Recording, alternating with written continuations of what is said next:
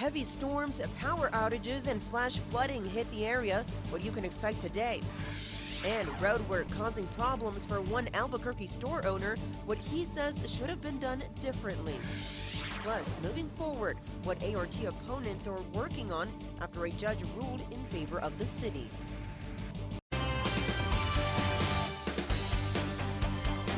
We'll get to those stories in just a few moments. Good morning. I'm Fernanda Lopez. And I'm Chris Gilson. It is Sunday, July 31st. A much quieter morning out there compared to last night when we had that strong storm move through. Yeah, absolutely. Some metro area experienced major storms last night with heavy downpours and flash flooding reported around the area.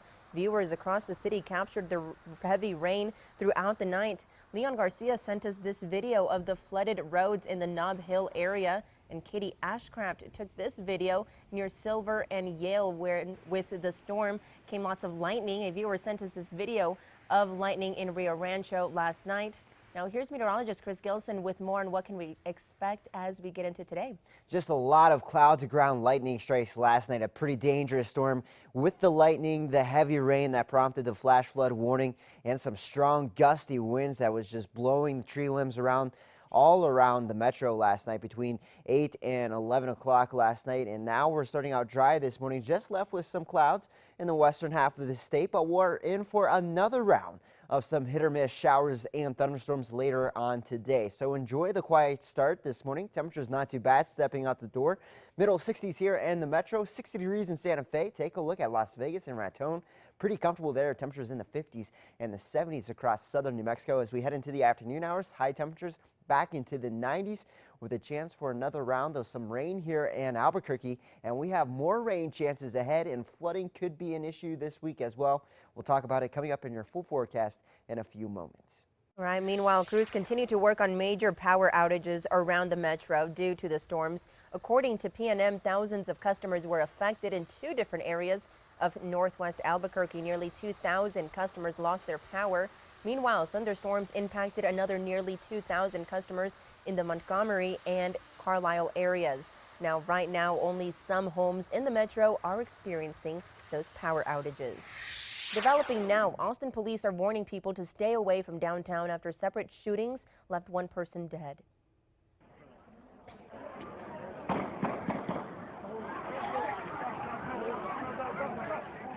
That was the scene caught on video during the shooting. The Austin Police Department posted on its Facebook and Twitter pages that there was an active shooting incident and later added the scenes of the shootings were now secure. He's not a happy camper. One Southeast Albuquerque grocery store owner says a major project has closed off lanes in the intersection right next to his store. Now he's had enough. It's been very upsetting for me. I've had to go borrow a little money for a short-term loan to make ends meet for the 1st of August. Stadium supermarket owner Travis Askew says he's lost 30% in sales since work started here at Avenida Cesar Chavez and Broadway in early July. And we just suffered.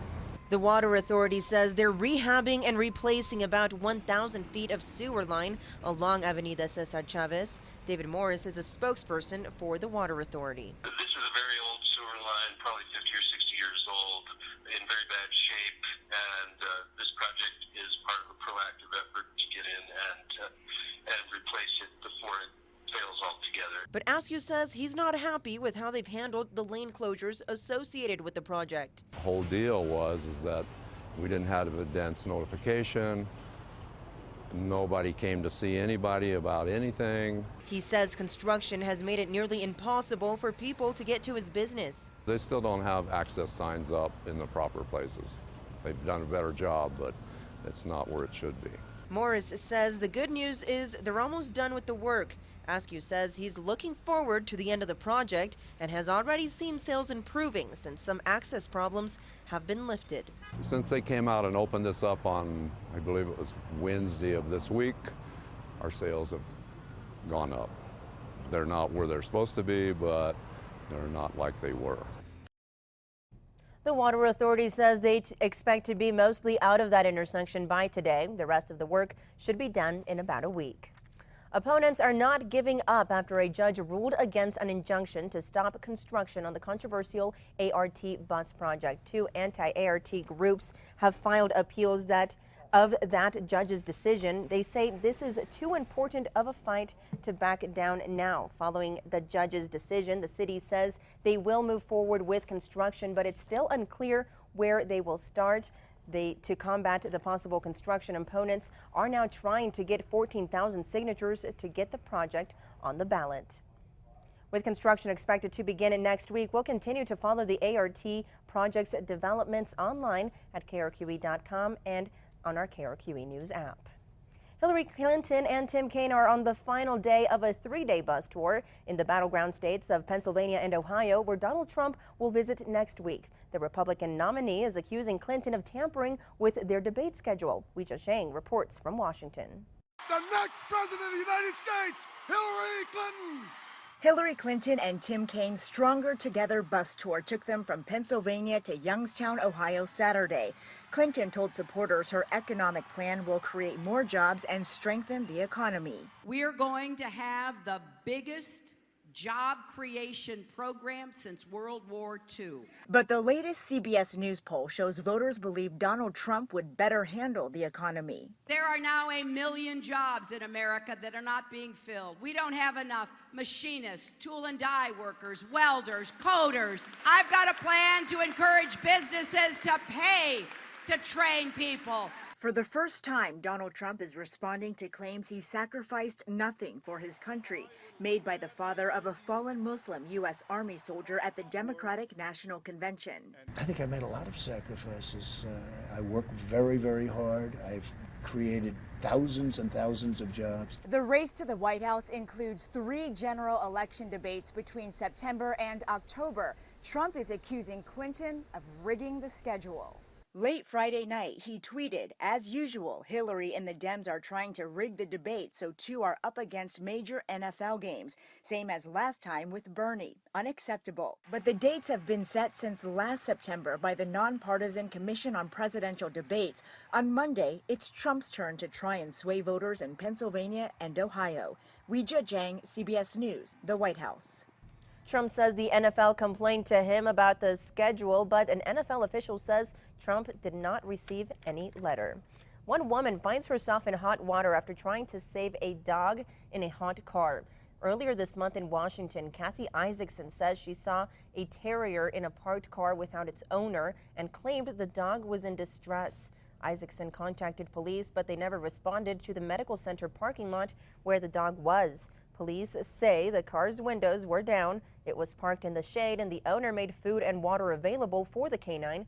Eventually, a different woman helped the dog get out, but strangely enough, the hospital security was upset with how Isaacson handled the situation. They issued her a ticket that prevents her from coming back to the premises for a year. Heavy downpour and lightning overnight, what you can expect for your Sunday.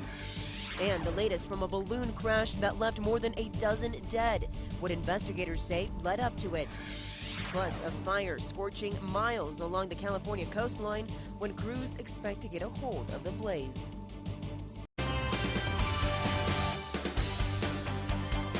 We'll get to those stories in just a few moments. Thanks for staying with us. I'm Fernanda Lopez. And I'm Chris Gilson. It is Sunday, July 31st.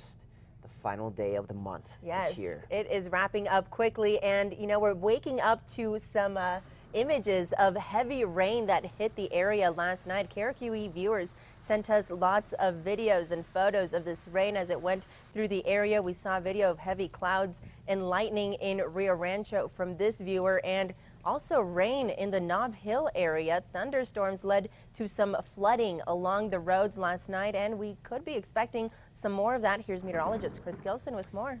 Yeah, we're in for one of the more active weeks that we've seen in a long time as far as showers and thunderstorms go, and that's why we had that flash flood warning last night, as you saw in that video just a second ago. A lot of water-covered roads, so anytime that you come across a water-covered road, you want to steer clear of that and not try to drive through it because you don't know how deep the water is. And here this morning, we are waking up to quieter conditions across the state. A look at the northern mountains, plenty of clear skies there, just hanging on to a few clouds in the western half of New Mexico. The farther east you get, the more sunshine that you'll see to start on your Sunday afternoon or Sunday morning. Middle 60s here in the metro, 60 stepping out the door in Santa Fe with the 50s and Taos, low to mid 70s across the southern half of New Mexico. So a pretty mild start, and then as we head into the afternoon, we'll heat things up just a bit, slightly above average for this time of the year, topping out in the lower 90s. You'll want the rain gear nearby for that chance for more rain later on today, and we have more rain chances ahead. We'll talk about it coming up in your full forecast in just a few minutes. All right, thanks, Chris. And crews continue to work on major power outages across the metro due to these storms. At least 2,000 people on the northwest side of town had their power knocked out last night. According to PNM's outage map, only a small amount of homes are still without power. Some people won't have their lights on until around 8 or 8:30 this morning. AFD is left without an answer after they received 2 911 calls saying someone had fallen into an arroyo on Carlisle and I-40 last night. Crews searched the area but didn't find anyone. They say there have been no reports of any missing persons at this time. They say the fight is far from over. 2 anti-ART groups have filed appeals for a judge's decision to rule against an injunction to stop construction on the bus project. News 13's Candace Hopkins reports. The Albuquerque Rapid Transit Project would bring dedicated bus lines to Central, but the project has been met with intense scrutiny. I just don't see the point in it. The Albuquerque Rapid Transit will not work. It does not make sense. You are killing our local revenue. Concerns surrounding the impact on businesses and the cultural atmosphere of Route 66 led to opponents filing a pair of lawsuits, hoping to stop the construction scheduled to start this coming week. But after more than 20 hours of testimony, a judge ruled against an injunction that would have halted the project. I'm happy for our city.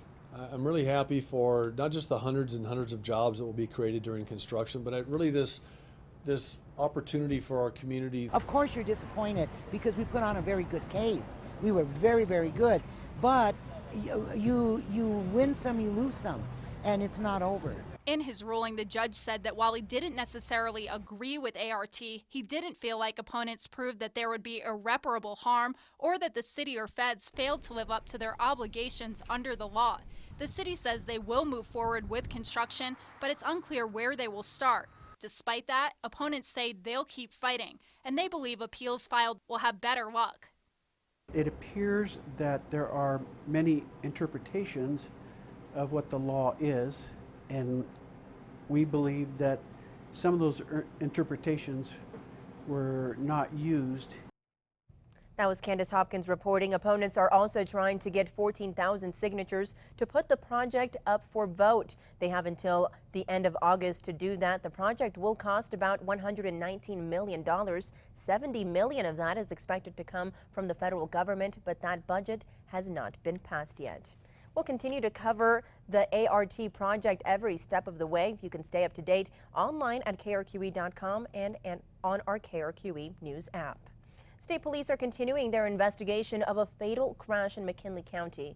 It happened around 1 Friday afternoon on I-40 near Pruitt. Police say a semi was merging onto the interstate when the car rear-ended it. A passenger in the car, 52-year-old Helen Larry, died on scene. Medics took 3 others to the hospital with non-life-threatening injuries. State police say alcohol doesn't appear to have played a factor. Police are asking for your help. They're offering a $5,000 award for information leading to the arrest and conviction of an Albuquerque security guard's killer. It happened earlier this month at the Pearl at Spring Creek Apartments near Gibson and San Pedro. When officers arrived, they found 46-year-old Stephen Wills dead in the parking lot. APD says Wills was working at the complex when he was killed.